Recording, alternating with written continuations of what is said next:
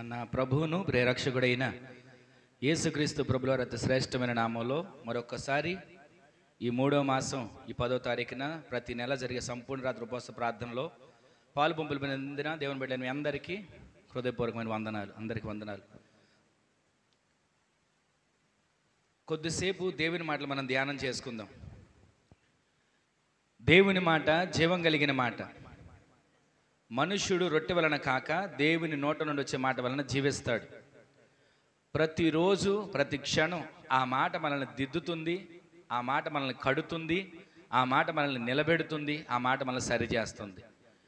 దేవుని వాక్యం చదవడం అనంటే ఒక పుస్తకం లాగానో న్యూస్ పేపర్ లాగానో నవల లాగానో కాదు. మన హృదయం తెరిచి ఆ వాక్యాన్ని చదవగలిగితే ఆయన మనతో మాట్లాడతాడు. మనందరూ తెలిసిన మాట కదా. యోహాను సువార్తలో ఏమంటుంది? 1వ అధ్యాయంలో ఆదియందు వాక్యం ఉంది. ఎప్పుడండి? చదవదులే, చూడండి.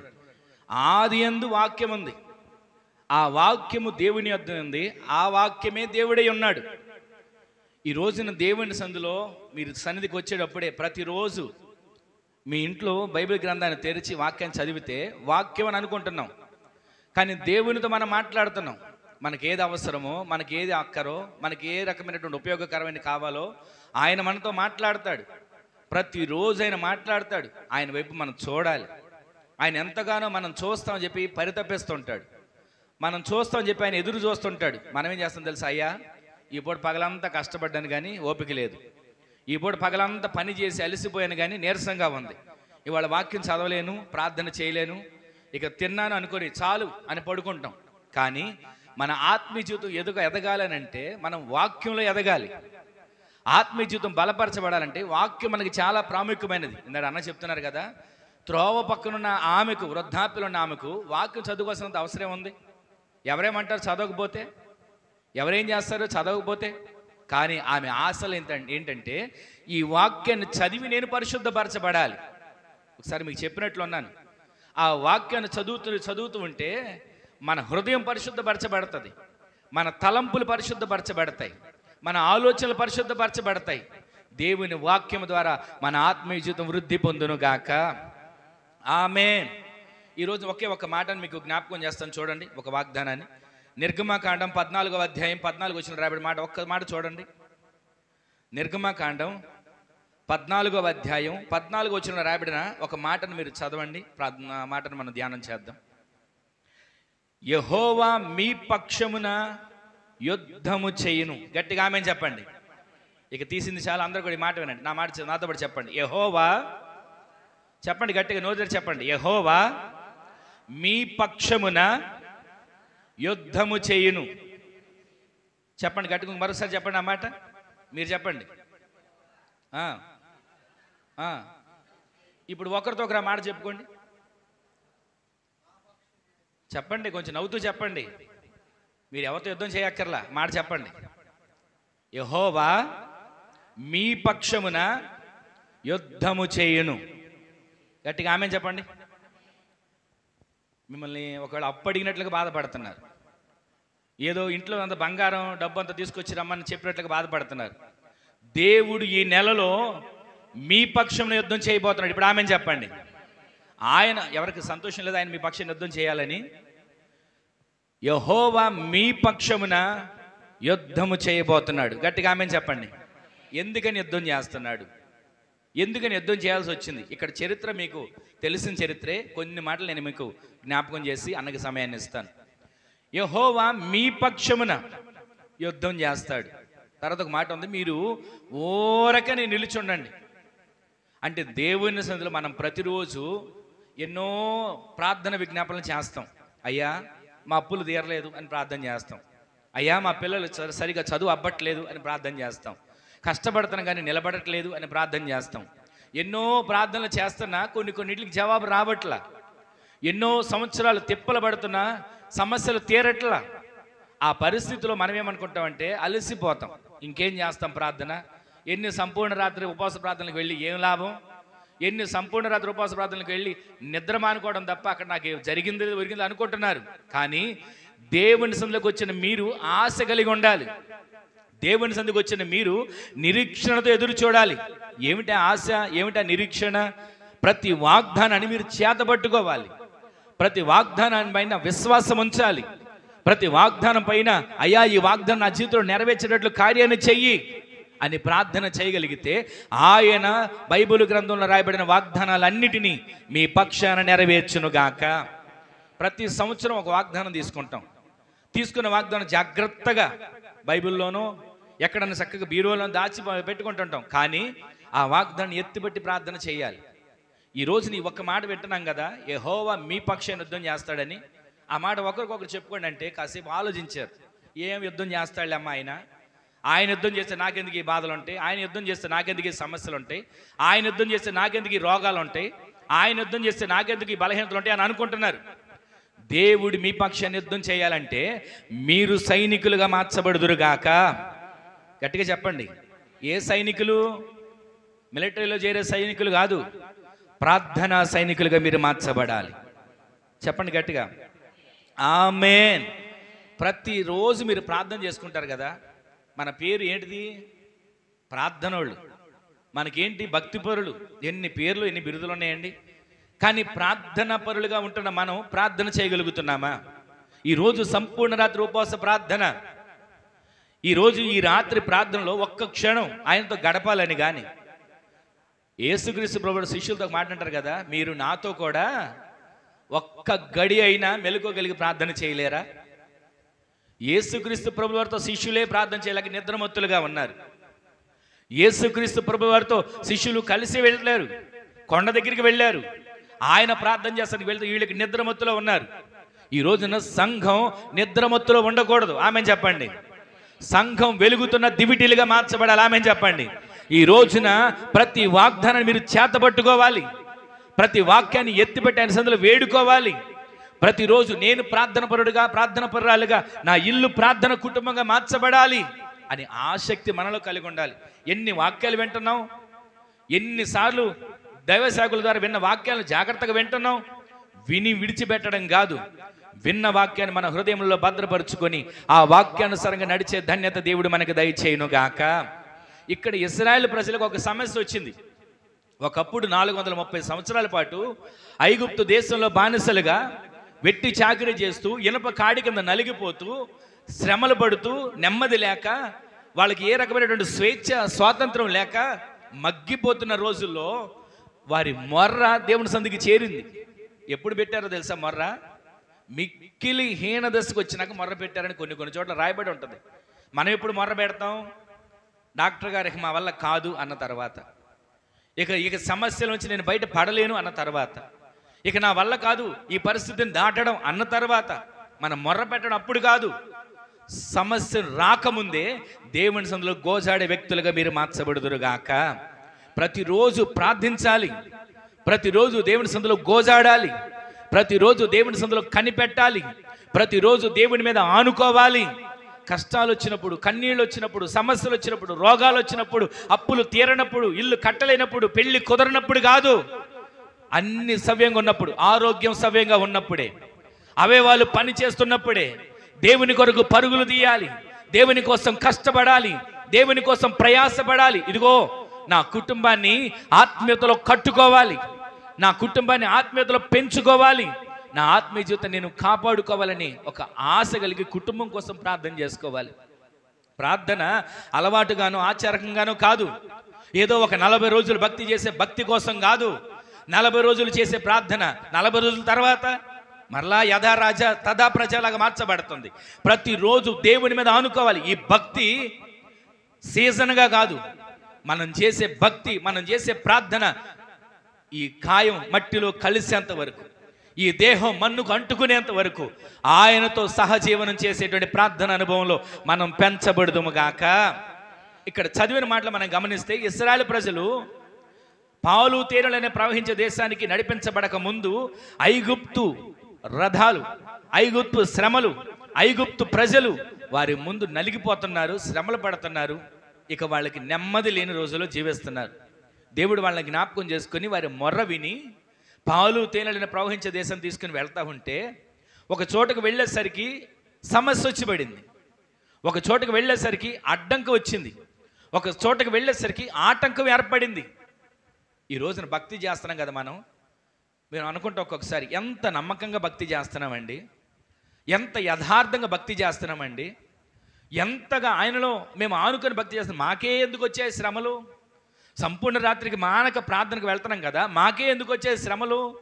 వారం వారం, ఆదివారం, శుక్రవారం ఏ ప్రార్థన అయ్యగారు పెట్టినా, ఉపవాస ప్రార్థనలు పెట్టినా, సభలు పెట్టినా మానకుండా వెళ్తున్నాం కదా, మాకే ఎందుకు వచ్చే శ్రమలు?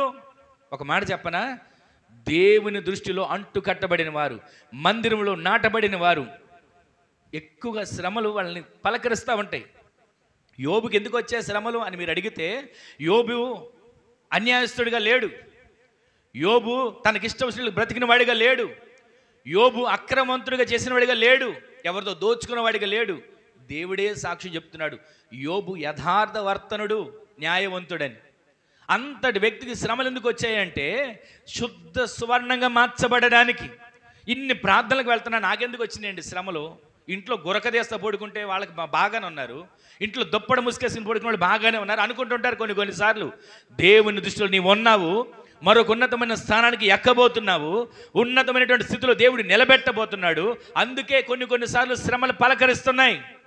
అందుకే కొన్నిసార్లు ఎంత ప్రార్థన చేస్తున్న జవాబు రాని ఆటంకాలు ఎదురవుతున్నాయి. అలా అని చెప్పి దేవుని విడిచిపెట్టి, అలా అని చెప్పి లోకం వైపు చూసి, అలా అని చెప్పి ఇంకేం భక్తి చేస్తాంలే అని సన్నగిల్లిపోకూడదు.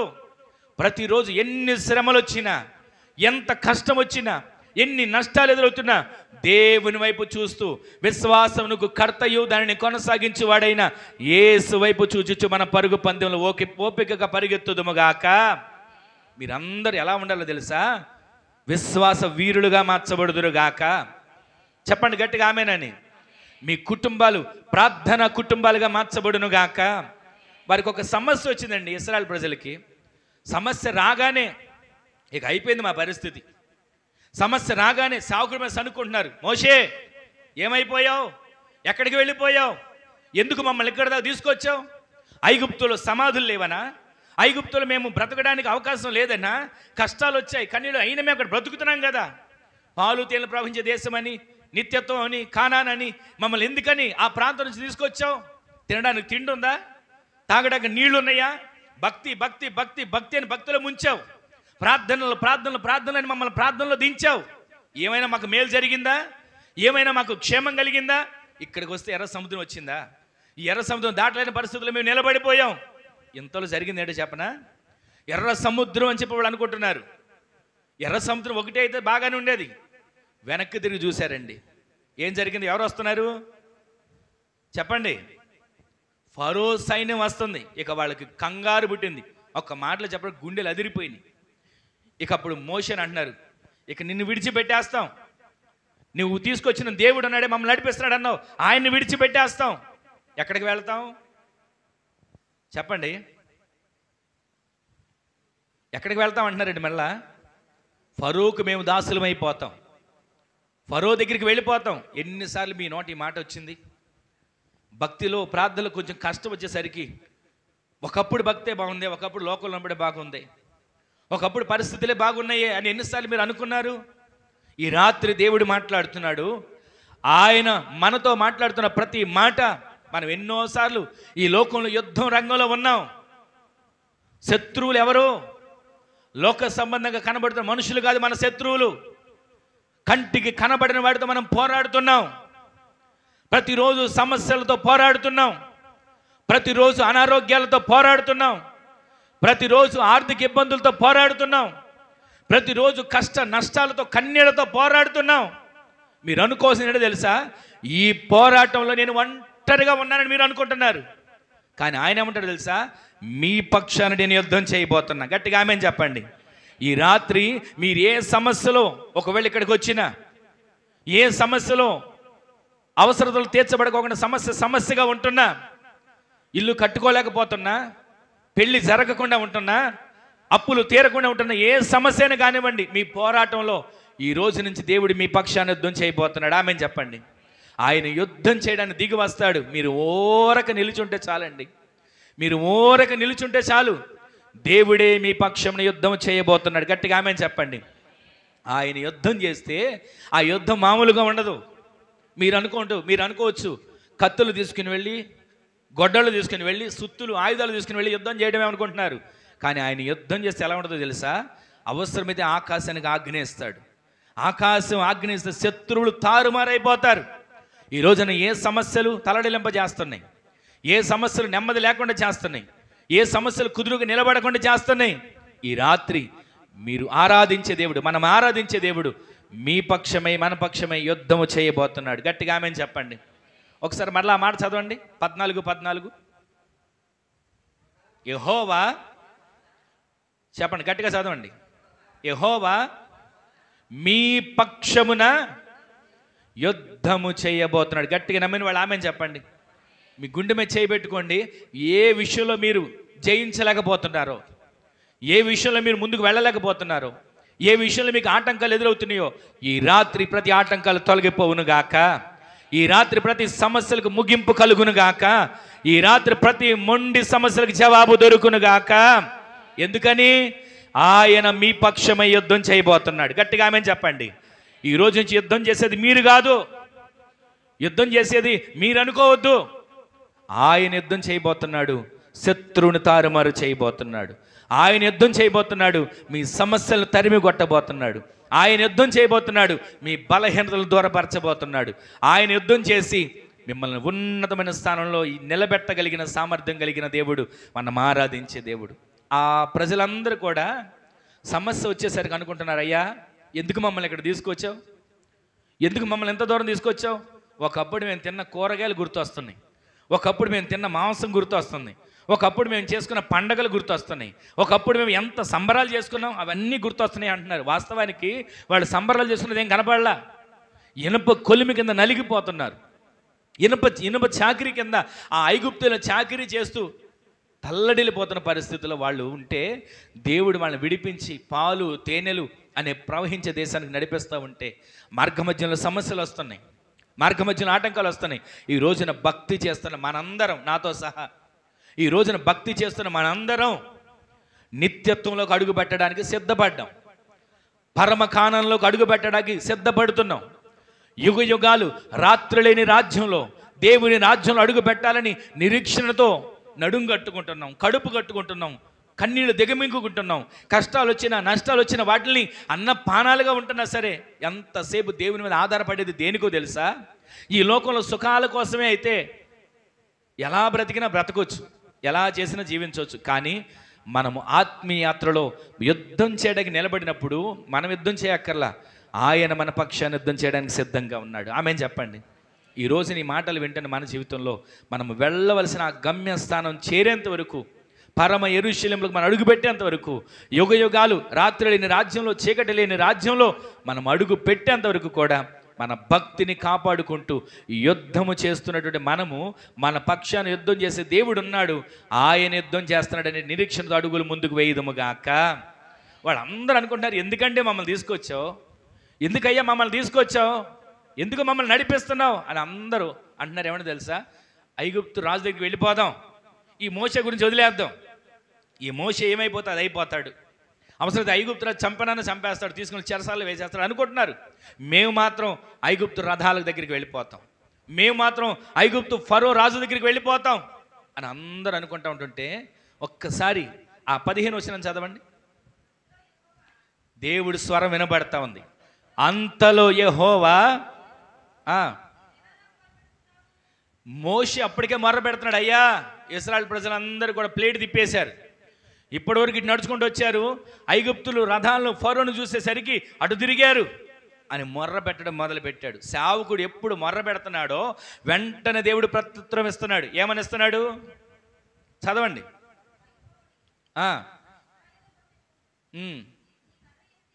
మరలా చదవండి, ప్రారంభం 15 వచ్చిన ప్రారంభం నుంచి. అంతలో యెహోవా మోషేతో ఇలాగు సెలవిచ్చాను, ఎందుకయ్యా మొర్ర పెడుతున్నావు, సాగిపోండి. గట్టిగా ఆమేన్ చెప్పండి. ఈ రోజున మీరు భక్తిలో ఆగిపోయేవారిగా కాదు, సమస్యను చూసి ఆగిపోయేవారిగా కాదు, బలహీనతలను చూసి ఆగిపోయేవారిగా కాదు, ఎదురవుతున్న శ్రమలను చూసి ఆగిపోయేవారిగా కాదు, మీరు భక్తిలో సాగిపోయే వ్యక్తులుగా మార్చబడుదురుగాక.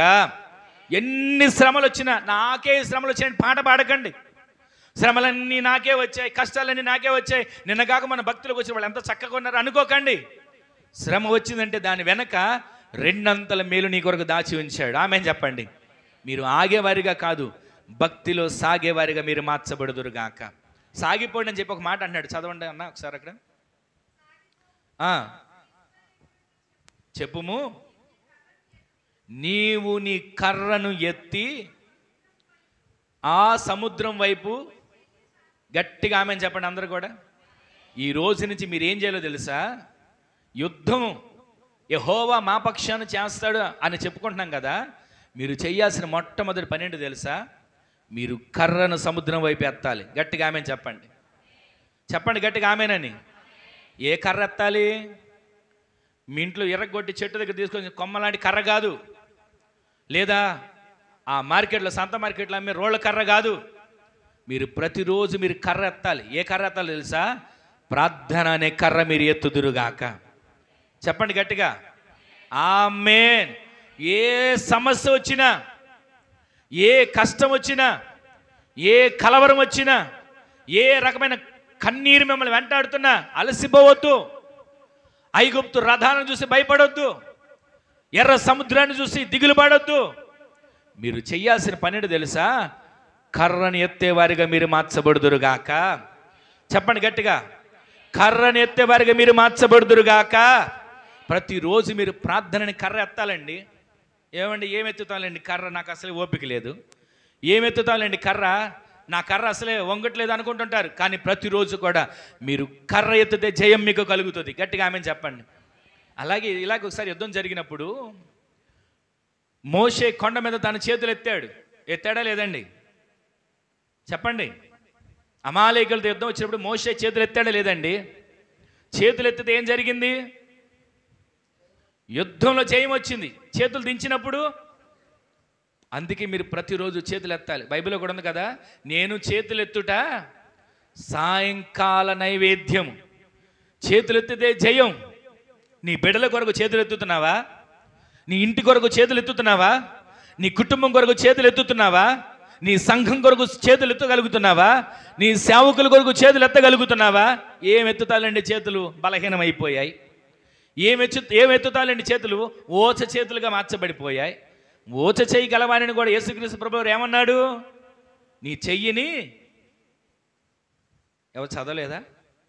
నీ చెయ్యిని చాపు. ఓచ చెయ్యి గలవాణ్ణి కూడా యేసుక్రీస్తు ప్రభువు చెప్తున్నాడు కదండి, నీ చెయ్యి చాపమని. ఈ రోజున దేవుని సందుకు వస్తున్నాం. దేనికి చెయ్యి చాపుతున్నావు? బిస్కెట్ ప్యాకెట్లకి చెయ్యి చాపుతున్నావా? దేనికి చెయ్యి చాపుతున్నావు? కొంచెం టీ నీళ్ళకి చెయ్యి చాపుతున్నావా? దేనికి చెయ్యి చాపుతున్నావు? ఎంతసేపు అయ్యా నా అవసరాలు తీర్చని ఆయన వైపు చెయ్యి చాచుతున్నావా? మనం చెయ్యి చాచవలసింది దేనికి? ఎదురుగా సమస్య ఉన్నప్పుడు ఆ సమస్యను తరిమి కొట్టగలిగేటట్లుగా నీ చెయ్యి ఈ రోజు నుంచి చాపబడును గాక. ఇంతకాలం అన్నిటికీ చెయ్యి చాచి అడుక్కునే స్థితిలో కాదు, దేవుని సందులో సముద్రం వైపు కర్ర మోషే చాచినట్లుగా నీ సమస్య ఏదైతే ఉందో ఈ రోజు నుంచి మీరు ఈ మాట మీద చేయబెట్టి ప్రార్థన చేసుకోండి. మీ సమస్య ఏదైతే ఉందో ఆ సమస్య వైపు చెయ్యి చాపండి. అయ్యా నా ఇంట్లో ఆర్థిక సమస్యలు ఉన్నాయా? చెయ్యి చాపండి. అయ్యా నా ఇంట్లో పిల్లలు మాట వినట్లేదయ్యా? చెయ్యి చాపండి. అయ్యా నా భర్త మారట్లేదయ్యా? చెయ్యి చాపండి. నా కుటుంబం సన్నిధిలో కనబడకుండా ఇంకా దాక్కుని ఉంటున్నామయ్యా? చెయ్యి చాపండి. మీరు చెయ్యి చాపగలిగితే దేవుడి కార్యాన్ని చేస్తాడు. సముద్రము పాయలుగా మార్చబడినట్లుగా మీ సమస్యలు పాయలుగా మార్చబడును గాక. మీ కన్నీరు నాట్యముగా మార్చబడును గాక. మీ దుఃఖ దినములు సమాప్తములుగా మార్చబడును గాక. అలా కాకుండా చెయ్యి చాపుకోకుండా చెయ్యి ముడుచుకొని ఉంటే, దేనికి చెయ్యి చాపరు కొన్నిసార్లు చెయ్యి ముడుచుకొనే ఉంటారు. దానివల్ల ప్రయోజనం ఏముంది? దేవుని వాక్యం చెప్తుంది, నీ చెయ్యి చాపు, సముద్రం వైపు నీ కర్ర చాపు. ఈ రోజు నుంచి ప్రార్థన అనే కర్ర నీవు పట్టుకొని చెయ్యి చాచే వ్యక్తిగా మార్చబడదు గాక. ఆ చెయ్యి ఎత్తినప్పుడు జయం కలుగుతూ, చెయ్యి దించినప్పుడు అపజయం అయితే వెంటనే హూరు అహరోను అనే ఇద్దరు మోషే చేతులను ఆదుకున్నారు. యుద్ధంలో మనకేమొచ్చిందప్పుడు? ఈరోజు నీ ఇంట్లో యుద్ధాలు వస్తున్నాయి, మాట కలవని యుద్ధాలు వస్తున్నాయి, సమస్యలే చుట్టుముట్టిన యుద్ధాలు వస్తున్నాయి, ఎంత కష్టపడినా కలిసి రాని సమస్యలు వస్తున్నాయి. వండుకుంటారా? ఆ కొండ అక్కడ పెట్టుకునేసరికి, ప్లేట్లో పెట్టుకునేసరికి వస్తుందండి గొడవ. ఆ పెట్టుకుని అన్నం తినడం కాదు కదా, తీసుకెళ్ళి బయట పారేస్తారు. ఈ రోజున ఎక్కడి నుంచి యుద్ధాలు వస్తున్నాయి? యుద్ధం దేనికి వస్తుంది? అసలు యుద్ధం రావడానికి కారణం ఏంటి? నీవు చెయ్యి ఎత్తకపోవడమే యుద్ధం వస్తానికి కారణమవుతుంది. నీవు చెయ్యి ఎత్తితే యుద్ధంలో జయము నీకు దేవుడు ఇచ్చును గాక. నీవు కర్రను చాపాలి, నీ ప్రార్థనని కర్రను నీవు చాచే వ్యక్తిగా నీవు మార్చబడదువు గాక. ప్రతిరోజు ప్రతి క్షణం ఈ మాటలు వింటున్న మనం, విస్తారమైన ప్రసంగం కాదు, అన్న నాకన్నా బాగా చెప్తారు. అన్న చెప్పిన ప్రతి వాక్యాలు మీరు ప్రతిరోజు వింటుంటారు. ఈ రోజున వింటున్న మనం విడిచిపెట్టే వారికి ఉండకూడదు, హృదయంలో భద్రపరుచుకోవాలి. ఒక మాట చెప్పనా మీకు, జనవరి 1వ తారీఖు నుంచి నిన్న ఆదివారం వరకు నేను ప్రతిరోజు మందిరంలో అడుగుతా. పిల్లలు కూడా చిన్న చిన్న పిల్లలండి, ఫలానా రోజు ఫలానా వాక్యం చెప్తారు. ఎందుకని? వారి మనసులో మాటలు ముద్రించబడాలి.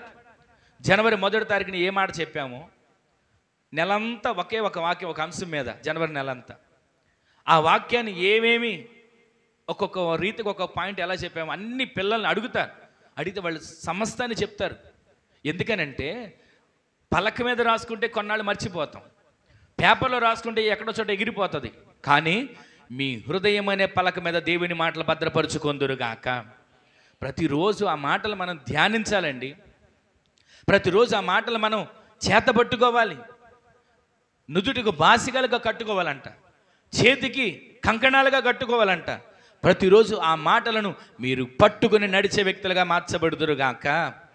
ఈ మాటలు వింటున్న మనం ఎవరో మన పక్షాన యుద్ధం చేసేది? చెప్పండి గట్టిగా. యెహోవా మీ పక్షమున యుద్ధం చేస్తాడు. మీరు అనుకోవచ్చు, ఏమండి నేను ఏ యుద్ధ రంగంలో ఉన్నానండి? ఏ యుద్ధ రంగంలో ఉన్నా బాగానే బ్రతుకుతున్నానుగా, బాగానే సంపాదించుకుంటాను, బాగానే తిరుగుతున్నాను. యుద్ధాలు ఎక్కడున్నాయి? టీవీలో మాకు యుద్ధాలు కనబడుతున్నాయి, ఇరుగు పొరుగు వారు ఎవరెవరో పోట్లాడుకుంటే యుద్ధాలు కనబడుతున్నాయి అని అనుకుంటున్నాం. కానీ మన ఇంట్లో యుద్ధ వీరులుగా మనం లేకపోతే అపవాది వచ్చి కూర్చుంటాడు. యుద్ధ వీరులుగా లేకపోతే అపవాది వచ్చి కూర్చొని మాట కలవనివ్వడు, మనసు కలవనివ్వడు, కుదురుగా ఉండనివ్వడు. అందుకే యుద్ధ సైనికుల వల్ల మీరు మార్చబడితే మీరు కవచాన్ని కట్టుకోవాలి, మీరు విశ్వాసమైన డాలుని కట్టుకోవాలి, మీరు వాక్యమైన శిరస్త్రాణను కట్టుకోవాలి. ప్రతిరోజు కూడా మీరు పోరాడే సైనికులుగా మార్చబడుదురుగాక. ప్రతిరోజు వాక్యాన్ని పట్టుకోవాలండి. యేసుక్రీస్తు ప్రభువారు 40 రోజులు ఉపవాసం ఉండడానికి సిద్ధపడ్డారా? సిద్ధపడ్డారా లేరా చెప్పండి. 40 రోజులు ఉపవాసం ఉండడానికి సిద్ధపడ్డారు. 40 రోజులు ఉపవాసం ఉన్నంతవరకు వాడు బాగానే ఉన్నాడు. ఆయన ఆకలి కొన్నాడంట. అప్పుడు వచ్చేటవాడు వచ్చి ఏమంటున్నాడు? అయ్యా బాగా ఆకలిగా ఉన్నావు, నీకు అసలు ఓపిక లేదు, ఎక్కడికో వెళ్ళి ఇప్పుడు ఎక్కడ తెచ్చుకుంటావు? అయితే ఒక మంత్రం పెట్టి ఒక మాయ చెయ్యి. ఏం చేయాలంటండి? రాళ్లను రొట్టెలుగా చేసుకొని తిను అని అంటున్నాడా? మనకు కూడా కొన్నిసార్లు చెప్తుంటాడు, ఇంకేం భక్తి చేస్తావు, ఏమొచ్చింది నీకు, ఏం లాభం వచ్చింది? ఇక్కడ కాదులే ఇంకొక చోటకు వెళ్ళు, ఇక్కడ కాదులే ఇంకొక చోటకు, ఎక్కడికి వెళ్ళినా వాక్యమేగా. అయితే ఆయన ఏమన్నాడు తెలుసా? ఏమన్నాడు ఆయన? మనుష్యుడు రొట్టెతో కాదు దేవుని నోట నుండి వచ్చే మాటలను బ్రతుకుతాడు అని ఆ మాట చెప్పాడా? ఎలా కొట్టాడండి అపవాదిని? వాక్యము ద్వారా కొట్టాడు. ఈ రోజున వాక్యం నీ హృదయంలో లేకపోతే నీ ఇంట్లోకి అపవాది వస్తున్నాడు. వాక్యాన్ని నోటితో చదవకపోతే వాడు వచ్చి ఇల్లంతా రణరంగం చేస్తున్నాడు. ఈ రోజున దేవుని సందులో ఉన్న నీవు భక్తిపరుడను అని చెప్పుకుంటున్న నీవు, ప్రార్థనాపరుడను అని చెప్పుకుంటున్న నీవు, నీ ఇంట్లో వాక్యాన్ని చదవగలుగుతున్నావా? వాక్యాన్ని నోటితో ఉచ్చరించగలుగుతున్నావా? నీ వాక్యము వెళ్ళడగ తోడనే నీ ఇంట్లో వెలుగు కలుగుతుంది. ఇంక చీకటి ఎక్కడి నుంచి వస్తుంది? వాక్యము లేని చోట అపవాది వచ్చి కూర్చుంటాడు. ఒక చోట రాయబడింది కదా, వాడు ఒక ఇంటిని విడిచిపెట్టి వెళ్ళిపోయిన తర్వాత ఆ ఇల్లు ఊడ్చి అమర్చి ఉండడం చూసంట వాడు రావడం కాదు, మరి 7 వ్యర్థమైన వాటిని తీసుకొని వస్తుంటాడు. ఈ రోజున మీ ఇల్లు వాక్యంతో నింపబడితే ఏ అపవాదికి మీకు మీ ఇంట్లో చోటు లేకుండా దేవుడి కార్యాలు జరిగేస్తాడా? మేము చెప్పండి. మీ పక్షాన యుద్ధం చేసేది యెహోవా. ఆయన యుద్ధం చేస్తున్నాడు. యుద్ధం చేసే ఆయనతో మీరు ఓరక నిలబడి చూస్తే చాలు, మీ కర్రనెత్తితే చాలు, కార్యాలు దేవుడు జరిగించబోతున్నాడు. ఆమె చెప్పండి. ఈ రోజు నుంచి మీ కర్రనెత్తి ఆయన సమస్య వైపు చాపే వ్యక్తులుగా మీరు మార్చబడుదురు కాక. అన్నిసార్లు ఎక్కడెక్కడికి పరిగెత్త అవసరం లేదు. ఎక్కడెక్కడ ఎవరెవరు ఏం చెబుతున్నారు, ఎక్కడెక్కడ ఎవరేం బోధిస్తున్నారు, లేదా ఎక్కడెక్కడ ఏమేమి కార్యాలు జరుగుతున్నాయి పరుగులు తీయక్కర్లా. నీ ఇంట్లో ఉండి, నీ సంఘంలో ఉండి, నీ మందిరంలో ఉండి నీవు కర్రను చాపగలిగితే చాలు, సమస్య పాయలుగా దేవుడు చేయునుగాక. చెప్పండి గట్టిగా ఆమేనని. నిద్ర వచ్చే వాళ్ళందరూ ఒకసారి హల్లెలూయా చెప్పండి. చాలా బాగుంది. దేవుడు మిమ్మల్ని దీవించునుగాక. దీనికి కూడా ఆమేన్ చెప్పలేరా? ప్రభు మిమ్మల్ని ఆశీర్వదించునుగాక. ఈ రోజున మీరు ఏం చేయాలి? మొట్టమొదటిదిగా ఆయన మీ పక్షాన యుద్ధం చేయాలంటే చెప్పండి, మీ కర్రను చాపాలి సమస్య వైపు. అంటే ప్రార్థన అనే కర్రను మీరు ఎత్తాలి. అలా మీరు ఎత్తగలిగితే సమస్య పాయలుగా మార్చబడుతుంది. గట్టిగా ఆమేన్ చెప్పండి. అదే వచనంలో 25 వచనం చదవండి. అదే అధ్యాయంలో 14 అధ్యాయంలో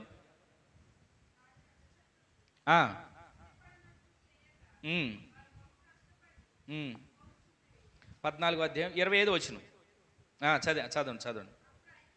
అప్పుడు ఐగుప్తీయులు ఇశ్రాయేలీల ఎదుట నుండి, అందరి మాట వినండి, మరొకసారి చదవండి అమ్మా. అప్పుడు ఐగుప్తీయులు ఇశ్రాయేలీల ఎదుట నుండి, అందరి మాట చెప్పండి, పారిపోదాము రండి అని ఎవరు అనుకుంటున్నారు?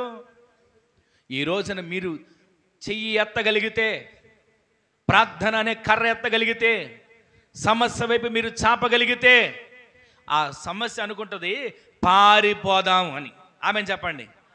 ఇంతవరకు సమస్య వచ్చి ఇక్కడ మీ ఇంట్లో కూర్చొని ఉందా? సమస్య వచ్చి ఎంతవరకు మిమ్మల్ని కుదిపేస్తుందా? సమస్య వచ్చి ఎంతవరకు మీకు నెమ్మది లేకుండా చేస్తుందా?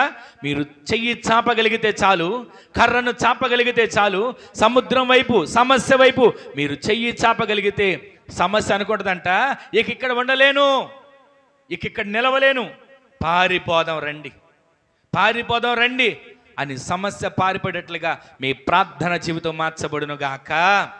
ఈ రోజున సమస్యలను చూసి మీరు పారిపోవసరలా, సమస్యను చూసి మీరు పరుగులు తీయక్కర్లా.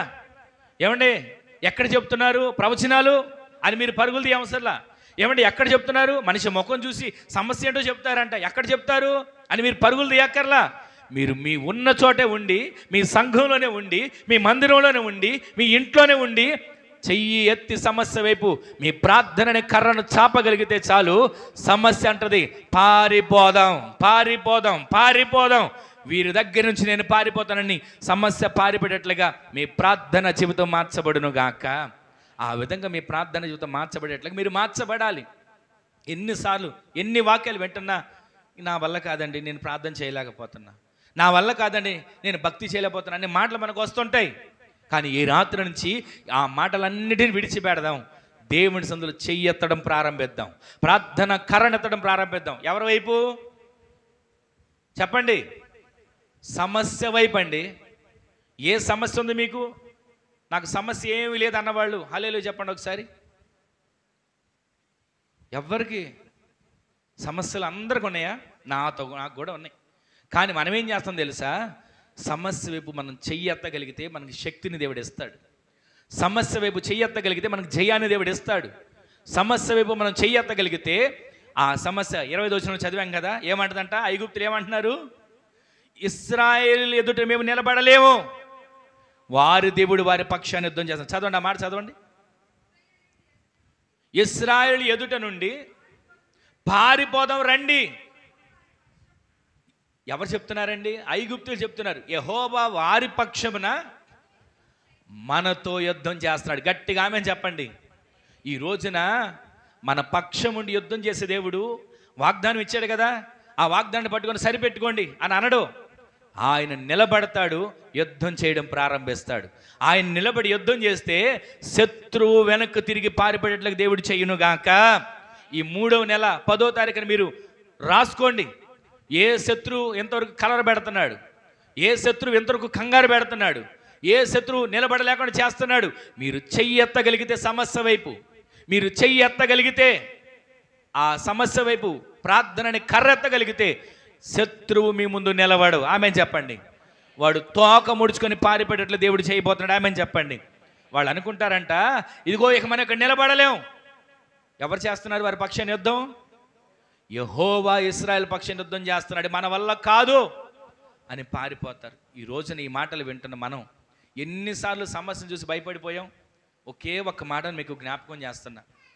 ఎన్నిసార్లు ఎన్ని సమస్యలు చూసి మనం పారిపోతున్నా, ఎన్నిసార్లు ఎన్ని సమస్యలు చూసి మనం దిగులు పడుతున్నా, ఎన్నిసార్లు ఎన్ని సమస్యలు చూసి మనం తల్లడిల్లిపోతున్నా, ఈ రోజు వరకు చెయ్యెత్తలేదేమో, సమస్య వైపు చెయ్యెత్తలేదేమో, సమస్య వైపు ప్రార్థనని కర్రెత్తలేదేమో. ఈ రాత్రి దేవుడు మాట్లాడుతున్నాడు, ఈ రోజు నుంచి ఈ 10వ తారీఖున 3వ నెల మీరు చెయ్యెత్తడం ప్రారంభిస్తే సమస్యను తరిమి కొట్టగలిగిన దేవుడు మీ పక్షాన్ని యుద్ధము చేయును గాక.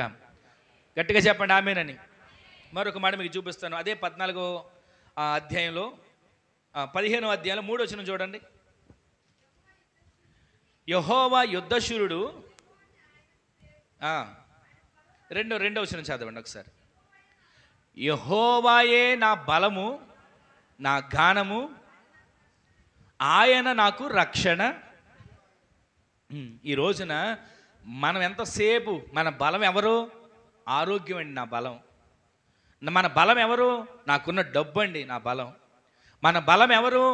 నేను సంపాదించే సంపాదన అండి నా బలం. మన బలం ఎవరు? నాకున్న బంధువులండి మన బలం అనుకుంటున్నాం. కానీ మనం ఇంతవరకు లోకం మీద, లోక ఆశల మీద, రక్త సంబంధికుల మీద, అందరి మీద నా బలం అనుకుంటున్నాం. కానీ మన బలం ఎవరు ఉండాలో తెలుసా? యెహోవాయే మన బలముగా దేవుడు ఎన్నుకునే వారికి మనం మార్చబడుదుము గాక. ఆయనే మన బలమైతే, ఆయన మన ధైర్యం అయితే, ఆయన మనకు రక్షణకు ఆధారమైతే శత్రువును తరిమి కొట్టగలిగిన ప్రార్థన ఆయుధంతో దేవుడు మనల్ని నింపును గాక. చాలా మాటలు ఉన్నప్పటికీ కూడా ఒక్క మాట నీకు జ్ఞాపకం చేస్తున్నా. దేవుని సందులో మనము యుద్ధ భూమిలో ఉన్న మనం, యుద్ధ శూరులుగా ఉన్న మనం, పోరాడగలిగిన శక్తివంతులుగా మనము మార్చబడగలిగితే ఆయన మనలను సమస్య వైపు చేతులెత్తగలిగేటట్లుగా ధైర్యాన్ని ఇస్తాడు. ప్రార్థనని కర్ర ఎత్తగలిగేటట్లుగా దేవుడు మనకి సహాయం చేస్తాడు. అప్పుడు ఆయన మన పక్షాన్ని యుద్ధం చేయడం ప్రారంభిస్తాడు. అదే 14వ అధ్యాయంలో ఒక చాడ ఉంటుంది చూడండి. ఆ రాత్రియే ఒక మాట ఉంటుంది చూడండి. ఆ రాత్రియే 21వ వచనం. మోషే సముద్రం వైపు తన చెయ్యి చాపగా, అందరూ వినండి, మోషే సముద్రం వైపు తన చెయ్యి చాపగా. ఇప్పుడు ఆమె చెప్పండి అందరూ ఒకసారి. ఇప్పుడు మీరందరూ సమస్య వైపు చెయ్యి చాపితే, ఇప్పుడు చదవండి అమ్మా. ఆ రాత్రియే యెహోవా బలమైన తూర్పుగాలి చేత. మన బలం ఎవరు? మన బలము యెహోవా, మన ఆధారం యెహోవా. దావీదు గారు ఎన్నిసార్లు అన్నాడండి, నా బలము నీవే, నా కోట నీవే, నా కొండ నీవే అని. ఎందుకు అన్నాడు అనుకున్నారు? రుచి చూచాడు కాబట్టి. ఎందుకు అన్నాడు అనుకున్నారు? ఆయన మీద ఆధారపడ్డాడు కాబట్టి.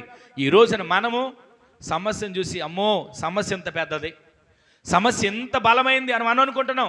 సమస్య బలమైందిగా మనం ఎంచడం కాదు, ఆ సమస్య వైపు చెయ్యెత్తగలిగిన ప్రార్థన వీళ్ళకి మనము మార్చబడుదుము గాక. ఎప్పుడైతే చెయ్యి చాపాడో, సముద్రం వైపు చెయ్యి చాపాడో, ఆ రాత్రియే బలమైన తూర్పు గాలి చేత సముద్రమును దేవుడు పాయలుగా చేశాడు. ఆమె చెప్పండి. ఈ రోజున మీ సమస్యలు మీరు చెయ్యి చాపగలిగితే పాయలు చేయబడతాయి. ఈ రోజున సమస్యలు చెయ్యి చాపగలిగితే ఆరిన నేలగా మార్చబడతాయి. ఎంతకాలం సముద్రం సముద్రం సముద్రం అనుకుని పాట పాడతాం, దాటలేకపోతున్నాం అని పాట పాడతాం. ఎంతకాలం ఈదలేకపోతున్నాం, నా వల్ల కావట్లేదు అని ఎంతకాలం మనం వేదన కలిగిన మాటలు పలుకుతుంటాం. మన నోట జయవం కలిగిన మాటలు దేవుడు పెట్టును గాక. సముద్రాన్ని పాయలు చేయగలిగిన శక్తి, సమస్యను పాయలు చేయగలిగిన శక్తి మన ప్రార్థన ద్వారా, చెయ్యి చాపడం ద్వారా, ప్రార్థనని కర్ర ద్వారా దేవుడు మనకి జయాన్ని ఇచ్చునుగాక. ఇలాగే ఇశ్రాయేలు ప్రజలందరూ భయపడిపోతున్నారు ఒక వ్యక్తిని చూసి. ఎవరా వ్యక్తి? మీరందరూ చెప్పండి, ఎవరా వ్యక్తి?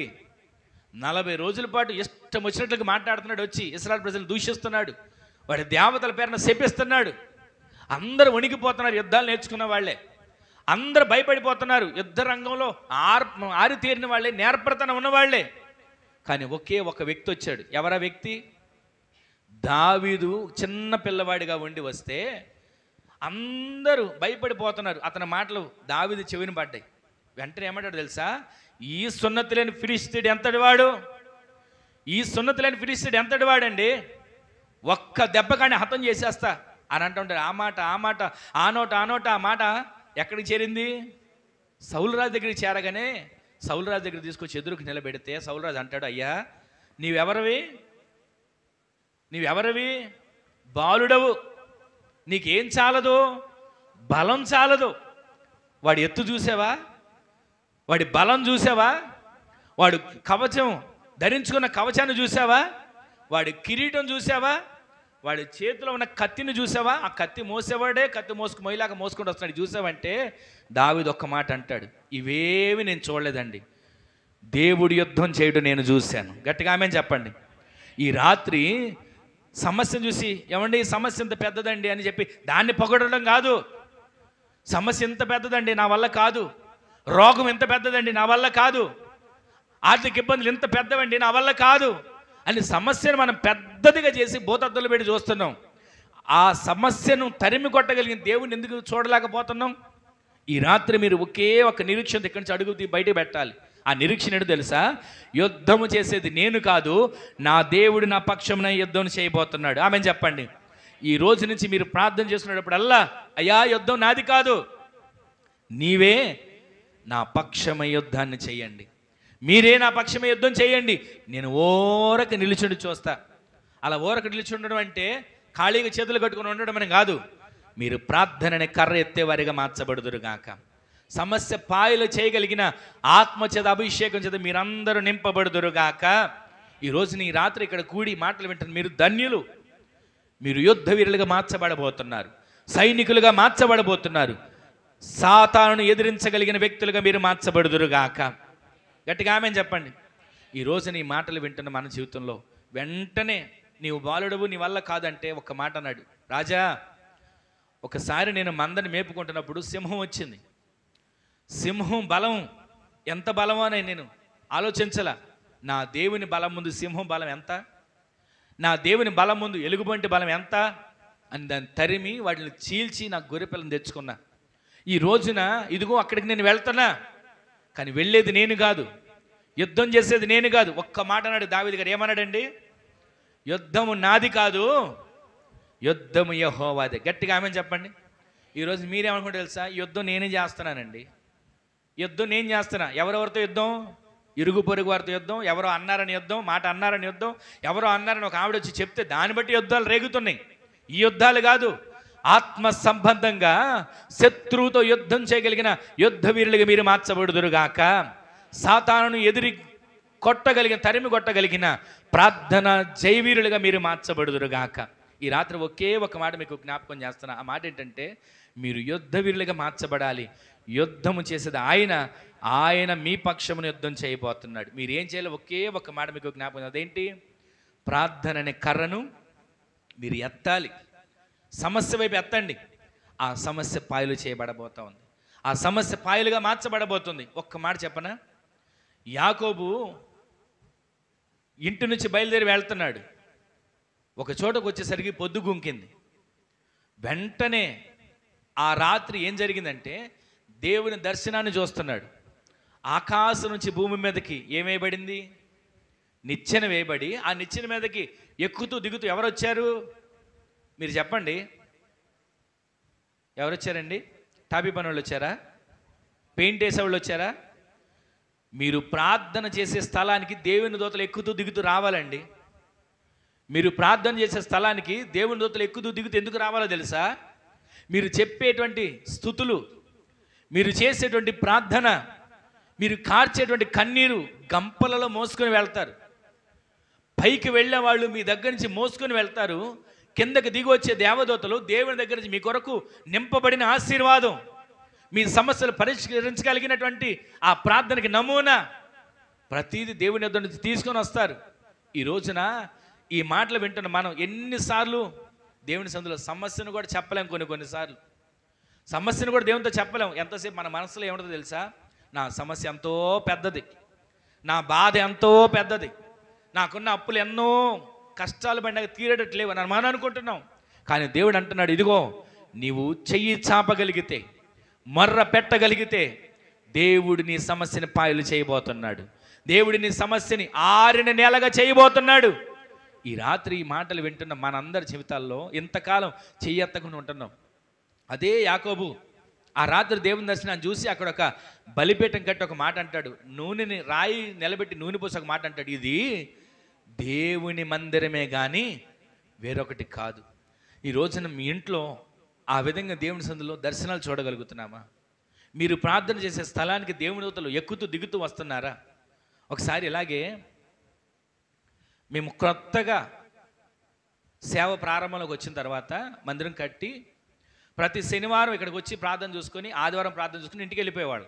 Junction, Hanuman junction. అలా వెళుతుండగా ఒక జనవరి 2019లో జరిగింది. ఇది జనవరి 24వ తారీఖు 26వ తారీఖు శనివారం రాత్రి ప్రార్థన జరుగుతుంది 7 గంటల నుంచి 9 వరకు. ఆ ప్రార్థన జరిగిన తర్వాత ప్రార్థన అయిపోయి వెళ్ళిపోయేటప్పుడు అందరూ మందిరం వేయబడిన పక్క స్థలం నిలబడి పైకి చూస్తున్నారు. పైకి చూస్తూ ఉంటే ఇటు రెండు దేవదూతలు రెక్కలు ఆడించుకుంటూ ఈ పక్క నుంచి ఆ పక్కకి, ఆ పక్క నుంచి ఈ పక్కకి ఆ మందిరం ఉన్న పైన చుట్టూ తిరుగుతూ కనబడుతున్నాయి. అందరూ చూస్తున్నారు. ఏంటి వీళ్ళందరూ వెళ్ళకుండా ఎక్కడ వచ్చినారు? మేము కూడా వెళ్ళి చూస్తే అసలు నిజంగా ఆ రూపం ఎలా ఉందంటే పెద్ద పెద్ద రెక్కలు ఇటు రెండు ఆడించుకుంటూ ఇటు నుంచి ఇటు వస్తున్నాయి. సరే అని చెప్పి ఈలోపు అక్కడ ఉన్న ఒక ఆయన వచ్చి బ్యాటర్ లైట్ వేసాడు. ఈ పక్షులండి అంటున్నాడు. పక్షులు అయితే లైట్ వేసిన పొగలాగా ఉందో తప్ప ఏం కనబడట్లా. ఇటు నుంచి 2 అటు వెళ్తున్నాయి, అటు నుంచి 2 ఇటు ఒకే యాంగిల్లో ఒకే చోట తిరుగుతున్నాయి. సరే అని చెప్పి వాళ్ళు ఏమన్నారంటే అప్పుడప్పుడు ఇలా వస్తాయిలేండి అని అన్నీ వెళ్ళిపోయారు. ఇక నేను శనివారం వాక్యం చూసుకుంటా 11ంటికి ఒకసారి బయటకు వచ్చా, అలాగే తిరుగుతున్నాయి. తర్వాత మరలా 1 గంటకి 12ంటికి బయటకు వచ్చా, అలాగే తిరుగుతున్నాయి. 1 గంటకు బయటకు వచ్చా, అలా 3 వరకు వచ్చిన తర్వాత 3 తర్వాత ఇక కనబడాల. 3 వరకు తిరుగుతూనే ఉన్నాయి. ఆ తెల్లారి దేవుడిచ్చిన వాగ్దానం ఏంటంటే ఈ మందిరమును మహిమతో తేజస్సుతో నింపుతానని వాగ్దానం ఇచ్చాడు. ఈ రోజున అదే స్థలంలో ఎన్నో రీతిలో మేము మార్చాలని వేరే చోట స్థలం కొని కొన్ని ఇబ్బందులు ఎదురైనాయి. కానీ దేవుడు ఎక్కడికి మారకుండా అదే స్థలంలో కొంచెం అవతల పక్కన మందిరాన్ని కట్టడానికి దేవుడు కృప చూపించాడు. ఈ మాట ఎందుకు జ్ఞాపకం చేస్తున్నానంటే దేవుని దూతలు ఎక్కుతూ దిగుతున్న దర్శనాన్ని యాకోబు చూశాడు. ఒంటరిగా ప్రయాణమై వెళ్ళాడు. సమస్యను చూసి భయపడలా. ఎన్ని సమస్యలు వచ్చినా నా దేవుడే నాకు ఆధారం. ఒక మాట అంటాడు, అయ్యా ఎక్కడ నూనె పోసి ఎక్కడ స్తంభం నిలబెట్టి ప్రార్థన చేశానో ఇది దేవుని మందిరం. నేను వెళ్ళిన స్థలంలో నాకు తోడయ్యుండి నన్ను క్షేమంగా నడిపించి నన్ను మరలా తీసుకొని వస్తే ఇక్కడ ఒక మందిరం కడతాను అన్న మాటను మనం చూస్తాం. ఈరోజు ఈ మాటలు వింటున్న మనం మరొక రాత్రి వచ్చింది యాకోబు జీవితంలో. సంపదతో తిరిగి వస్తున్నాడు, ఆస్తితో తిరిగి వస్తున్నాడు. వెళ్ళేటప్పుడు ఒక్కడే ఒంటి కర్రతో యోర్దాను దాటి వెళ్ళాడు. కానీ తిరిగి వచ్చేటప్పుడు ఒక సైన్యంతో సమూహంతో తిరిగి వస్తూ 2 గుంపులు అయిపోయి ఆస్తిని చేసి ఒక చోట దేవునితో పోరాడే వ్యక్తిగా మార్చబడ్డాడు. ఈ రోజున మనం సమస్యలు చూసి పారిపోయే వ్యక్తులుగా కాదు, సమస్యలు చూసి భయపడే వ్యక్తులుగా కాదు, దేవునితో పోరాడే వ్యక్తులుగా మనం మార్చబడితే ఆయనే మన పక్షమై యుద్ధం చేసి మనకు జయాన్ని దేవుడు అనుగ్రహించునుగాక. ఎన్నోసార్లు మనం ఎన్నో వాగ్దానాలు ఉన్నప్పటికీ కూడా భయపడిపోతుంటాం. ఎన్నోసార్లు ఎన్నో వాగ్దానాలు దేవుడు మనల్ని బలపరిచినప్పటికీ కూడా కృంగిపోతుంటాం, కలవరపడిపోతుంటాం. నాకే సమస్యలు వచ్చాయి అనుకుంటుంటాం. కానీ ఈరోజు నీ వాగ్దానం మీద మీరు చేయి పెట్టండి. యెహోవా చెప్పండి 14:14లో మీ పక్షమై యుద్ధము చేయబోతున్నాడు. గట్టిగా ఆమేన్ చెప్పండి. ఆయన యుద్ధం చేసేవాడు, చేస్తాడు. అయితే నీవు కర్రను చాపే వ్యక్తిగా మార్చబడుదువుగాక, చేతులెత్తే వ్యక్తిగా మార్చబడుదువుగాక. ఇంకా మీరు గమనించినట్లయితే ఆయన యుద్ధం చేస్తున్నాడని ఎవరు తెలుసుకున్నారు? మీరు చెప్పండి. శత్రువులు తెలుసుకున్నారు. ఐగుప్తీయులు వారి దేవుడు వారి పక్షమే యుద్ధం చేస్తున్నాడు అని శత్రువులు తెలుసుకున్నాడు. ఎన్నో యుద్ధాలు ఉన్నాయి. ఒకే ఒక రాత్రి 185,000 మందిని హతం చేయాల ఒక దేవుని దూత వచ్చి. సమూయేలు గ్రంథంలో మనం కొన్నిసార్లు చదివితే ఆ 7వ అధ్యాయంలో అనుకుంటే ఒక మాట ఉంటుంది, ఆయన శత్రువులను తారుమారు చేశాడు ఆకాశానికి ఆజ్ఞ ఇచ్చి. ఎన్ని యుద్ధాలు ఉన్నాయి. యెహోషాపాతు అయ్యా యుద్ధం నా వల్ల కాదు, నేను చేయలేను, నీవే మాకు దిక్కు అని ప్రార్థన చేస్తే యుద్ధం ఆయన చేయలా. దావీదు పట్ల యుద్ధం ఆయన చేయలా. ఎంతమంది పితరుల పట్ల యుద్ధాలు ఆయన చేస్తూ వచ్చాడు. ఈ రోజున ఆ యుద్ధం చేసే దేవుడు మనకున్నా మనమేమనుకుంటాం, నా వల్ల కాదండి, నేను పరుగులు తీయలేనండి, నేను అడుగులు ముందుకు వేయలేనండి, ఇలాగే ఉండిపోతా, అయ్యేదేదో అవుతుంది, జరిగేదో జరుగుతుంది అనుకుంటున్నాం. చివరికి ఒక మాట నేను చెప్పేది ఏంటంటే మనము పోరాడేది శరీర సంబంధమైన వారితో కాదు. ఎక్కడుందన్నమాట? ఆకాశ మండల దురాత్మ సమూహంతో నేను పోరాడుతున్నా. ఈ రోజున మనము పోరాడేది ఇరుగు పొరుగు వారితోనో, భార్య భర్తతోనో, భర్త భార్యతోనో పోరాటాలు కాదు. మనకు కంటికి కనబడిన వాటితో మనం పోరాటం చేస్తున్నాం. ఆ పోరాటంలో జైవీరుడిగా నీవు మార్చబడాలంటే, మేఘాల మీద ఎత్తబడి గుంపులో నీవు చేర్చబడాలంటే, ఈ యుద్ధ రంగంలో విజయం నీకు కలుగునుగాక. గట్టిగా ఆమె చెప్పండి. యుద్ధ రంగంలో విజయం నీకు కలగాలంటే నువ్వేం చెయ్యాలి? ప్రతిరోజు కర్ర ఎత్తాలి. ప్రార్థన అనే కర్ర. ఏదో 10వ తారీఖు ఒకరోజు వచ్చి ప్రార్థన కర్ర ఎత్తితే, ఆదివారం పూట ఒకరోజు వచ్చి ప్రార్థన కర్ర ఎత్తితే, శుక్రవారం పూట ఒకరోజు వచ్చి ప్రార్థన కర్ర ఎత్తితే, ఈరోజు కూడా ప్రార్థన కర్ర ఎత్తే వాళ్ళు ఎంతమంది వచ్చారు? ఇక్కడే ప్రార్థన కర్ర ఎత్తడానికి ఎత్తలేకపోతున్నారు. ఇక ఇంటి దగ్గర ఏమి ఎత్తుతారు ప్రార్థన కర్రలు? ఈ రోజున ప్రార్థన కర్రలు ఎత్తే గుంపులో మీరు చేర్చబడుదురు గాక. ఎంతకాలం మీరు ప్రార్థన కర్రలు ఎత్తకుండా ఉంటారో సమస్యలు ఎదురుగా అలాగే ఉంటాయి, భయపెడుతూనే ఉంటాయి, తలలింప చేస్తూనే ఉంటాయి, నెమ్మది లేకుండా చేస్తూనే ఉంటాయి. కానీ మీరు ప్రార్థననే కర్ర ఎత్తగలిగితే సమస్యలు ఈ రోజు నుంచి పాయలవునుగాక. గట్టిగా ఆమేన్ చెప్పండి. ఈరోజైనా ఈ మాట విన్న తర్వాత అయినా ఒక్క క్షణం మీరు ఆగి ఆలోచించగలిగితే, ప్రతిరోజు ప్రతి క్షణం మీరు యుద్ధ రంగంలో ఉన్నారు అని మీరు గుర్తించాలి. మీరు యుద్ధ రంగంలో ఉన్నారని మీరు ఆలోచించాలి. ఆ యుద్ధ రంగంలో ఉన్న మీకు జయము దేవుడు అనుగ్రహించునుగాక. గట్టిగా ఆమేన్ చెప్పండి. ఎన్నో మాటలని ఒకే ఒక మాట మీకు జ్ఞాపకం చేశా. ఆ యుద్ధ రంగంలో మీరు పోరాడేటప్పుడు ప్రతిరోజు జయము మీకు కలుగునుగాక. యెహోషువ యుద్ధం చేశాడా? ఎంతమంది యుద్ధాలు చేయాలా బైబిల్ గ్రంథంలో? ఎన్ని యుద్ధాలుగా వచ్చినా, ఎలాంటి సమస్యలు వచ్చినా పోరాడేది మీరు కాదు, పోరాడుతుందో అనుకుంది మీరు కాదు, మీ పక్షమే దేవుడు పోరాటం చేస్తున్నాడు. ఆమేన్ చెప్పండి. రోమపత్రిక 8:26 ఒక మాట ఉంటుంది. ఏ మాట అది? అటువలే ఆత్మయు మీ బలహీనతలను చూసి సహాయం చేస్తున్నాడు. ఉచ్చరింప శక్యం కాని మూలికలతో విజ్ఞాపన చేయగలిగిన ఆత్మతో ఆ ఆత్మ తానే మీ పక్షమునుగా విజ్ఞాపన చేస్తున్నాడు. గట్టిగా ఆమేన్ చెప్పండి. మీరు ప్రార్థన చేయడం మొదలు పెడితే, ఆత్మకు అప్పగించుకోగలిగితే, ఆ ఆత్మదేవుడు మీ పక్షమై యుద్ధం చేయునుగాక. యుద్ధం చేసే యుద్ధ వీలుగా దేవుడు మిమ్మల్ని నిలబెట్టునుగాక. ఈ రోజునైనా ఈ మాటలు విన్న తర్వాత అయినా ఒక్క క్షణం ఆలోచించండి, ఒక్క క్షణం దేవుని వైపు తిరగండి. ఇంతకాలం నేనే యుద్ధం చేస్తున్నా అనుకున్నారేమో. ఈ రాత్రి దేవుడు అంటున్నాడు, మీ పక్షమై నేను యుద్ధం చేస్తున్నా, మీ పక్షమై నేను యుద్ధం చేస్తా. కర్ర చాపుతావా? చేతులు ఎత్తుతావా? దేవుని వైపు మొర్ర పెట్టగలుగుతావా? అలా నీవు చేయగలిగితే శత్రువులు అనుకుంటారు, ఇదిగో ఇశ్రాయేలు దేవుడు యుద్ధ రంగంలోకి వచ్చాడు. గిద్యోను వెళ్ళినప్పుడు ఏమనుకున్నారు? అందరూ అనుకున్నాడు, ఇదిగో ఎవల రొట్టె దొర్లుకుంటూ వచ్చింది, దేవుడు గిద్యోను ద్వారా మన దగ్గరికి వచ్చాడు, ఆయన యుద్ధం చేస్తున్నాడు, పారిపోదాం అని అనుకున్నారు కదా. ఈ రోజున మీరు ప్రార్థనని కర్రనెత్తగలిగితే ప్రతి యుద్ధంలో జయం మీకు దేవుడు అనుగ్రహించునుగాక. ప్రతి యుద్ధంలో మీకు విజయ వీరులుగా దేవుడు మిమ్మల్ని నిలబెట్టునుగాక. ఈ రాత్రి ఈ మాటలు వింటున్న మీరు ఒక్క క్షణం ఆలోచించండి. ఎంతకాలం యుద్ధం అనుకుని కంగారు పడుతున్నారు? యుద్ధ భూమిలో ఉన్నాం, యుద్ధ రంగంలో ఉన్నాం. విజయం నీకు కలిగేటట్లుగా నీవు కర్ర ఎత్తగలిగితే మనం ఆరాధించే దేవుడు నీ పక్షాన్ని యుద్ధం చేయడానికి సిద్ధంగా ఉన్నాడు. మనం ఆరాధించే దేవుడు నీ పక్షాన్ని యుద్ధం చేయడానికి సిద్ధంగా ఉన్నాడు. ఈ రోజైనా ఒక్క క్షణం, అయ్యా నా పక్షాన్ని యుద్ధం చేసే దేవునిగా దిగిరావా? నా పక్షాన్ని యుద్ధం చేసే దేవునిగా కార్యాన్ని చేయవా? నా పక్షాన్ని యుద్ధం చేసే దేవునిగా నా కొరకు నిలబడవా అని మీరు వేడుకోగలిగితే ఒక్క క్షణం కళ్ళు మూసుకోండి. చిన్న ప్రార్థన చేసుకుందాం. ఒక చిన్న ప్రార్థన చేసుకుందాం. కళ్ళు మూసుకోండి. ఎవరికి వారు తల్ల వంచండి. ఒక చిన్న ప్రార్థన చేసుకోండి. ఆయన మీ కొరకు మీ పక్షాన యుద్ధం చేసే దేవునిగా దిగి వచ్చాడు. యెహోవా మీ పక్షం యుద్ధం చేస్తున్నాడు.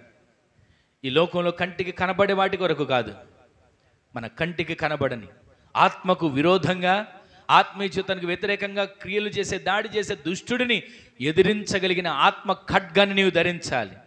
ఆత్మ ఖడ్గాన్ని నీవు పట్టుకోవాలి. విశ్వాసమైన డాలును పట్టుకోవాలి. సర్వాంగ కవచమును ధరించాలి. ఒక్క క్షణం ఒక చిన్న ప్రార్థన చేసుకోండి. అయ్యా నా పక్షమై యుద్ధం చేయవా, నా పక్షమై యుద్ధం చేయవా, నా పక్షమై యుద్ధం చేయవా అంటే ఒక్క క్షణం ఒక చిన్న ప్రార్థన చేసుకోండి. యెహోవా మీ పక్షం యుద్ధం చేస్తున్నాడు. యెహోవా మీ పక్షం యుద్ధం చేస్తున్నాడు. యెహోవా మీ పక్షం యుద్ధం చేస్తున్నాడు. ఒక చిన్న ప్రార్థన చేసుకోండి. కర్రను ఎత్తగలిగితే, నీ చెయ్యిని చాపగలిగితే ఆరిన నేలగా సమస్య మార్చబడబోతుంది. ఆరిన నేలగా సముద్రం పాయలు కాబోతుంది. ఒక క్షణం ఒక చిన్న ప్రార్థన చేసుకోండి. ఒక చిన్న ప్రార్థన ఎవరికి వారు చేసుకోండి. నా పక్షమై యుద్ధం చేయయ్యా, నా పక్షమై యుద్ధం చేయయ్యా, నా పక్షమై యుద్ధం చేయయ్యా. ఒక ఎవరికి వారు ప్రార్థన చేసుకోండి. ఇంతవరకు దేవుని వాక్యం ద్వారా పరిశుద్ధాత్మ తండ్రి మనందరితో మాట్లాడిన ప్రతి మాటను బట్టి ప్రార్థన చేసుకుందాం. ప్రేమాస్వరూపి జీవాధిపతి సర్వాధికారి మీకు వందనాలు, స్తోత్రాలు. ఈ రాత్రి మీ దాసులు నిలబెట్టి మాట్లాడిన ప్రతి మాటను బట్టి మిమ్మల్ని స్తుతిస్తున్నానయ్యా. ప్రతి వాని హృదయములో క్రియ జరుగునుగాక, వాక్యము చేత ప్రతి హృదయం కట్టబడునుగాక, ప్రతి వాని గుండెల్లో మీ మాటలు ఉండునుగాక.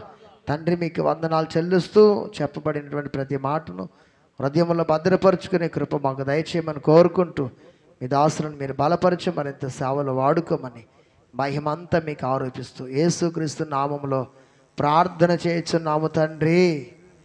ఆమెన్. హల్లెలూయా.